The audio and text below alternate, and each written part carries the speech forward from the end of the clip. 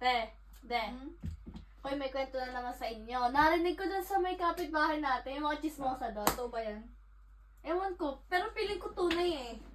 Ito, may may mag-asawa.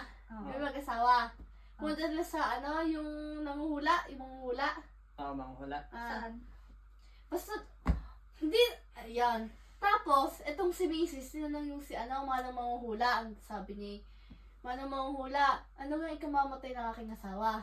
O, tapos ang sabi ng manghula. Tapos, edi, Ano? yung manang manguhula, kinuha yung palad ng asawa. Oo. Tapos tinignan, ginanan, no? Yan, ginanan. Oo. Tapos, ano niya po sabi ng manang manguhula? Anong sabi? Diyos ko po, ang kamamatay ng iyong asawa ay apoy at bato. Apoy at bato. Paano nalaman manghula? Apoy ba? Basta apoy na yun po. Kaya nga manghula din, di ba? Tapos, edi syempre nakinig naman si Mrs. Nung naglalakad na sila pa uwi. Taga saan ba sila? Bayan? Bundok? O... Bundok. taga-bundok. Tapos? Edi naglalakad na sila mag-asawa. Pa uwi. Galing nga sa manghula. Eto, si Mrs. nakita ng apoy.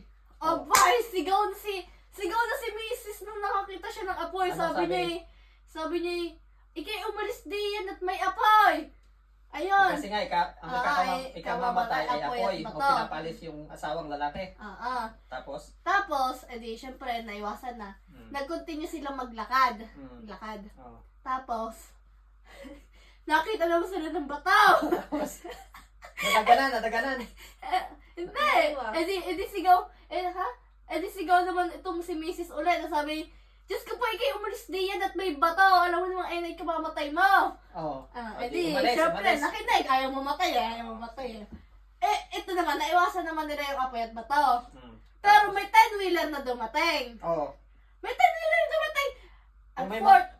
Unfortunately, yung gulong ng 10-wheeler natanggal. Natama siya sa dibdib ng lalaki. Ibig sabihin, yung gulong natanggal, nataganan siya. Gumulong. Dito, sa Okay. dibdib. Tapos, napasigaw naman ulit si Mrs. Napatanong siya sa sarili niya. Aba, akala ko ba, itong si Manang Mangkukula, magkamamatay na aking asawa. mangkukula manghula.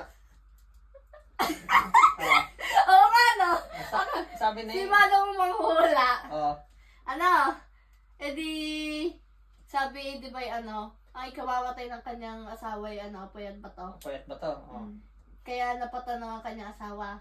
Nagduda sa makatuwid, nagdudang... Pero nung tatanggalin na yung patay, tapos tatanggalin na yung ground. Gulong. Oo. Nung pagtingin ni Mrs., ang nakalagay, Firestone! O, di ka manghula! Ayun nga, kaya nga napatanong ang napatanong na, di ba, apoy at bato nga yung kamamatay. Kasi napunta yung bato. Ibig... Wait lang din! Oo. Ayun nga yung kwento ng kapitbahay. Ano ga? Oo. Kaya nga sabi nung ni Mrs. Tama naman pala tong si Manghuhula. Kasi nga, Firestone. Kaya nga in English lang, di ba? Firestone. Brand ba yun ang gulong? Ayun nga po, yung kumamatay po yung bato, Firestone. Kaya may point si Manghuhula. He's called Manghuhula for a reason.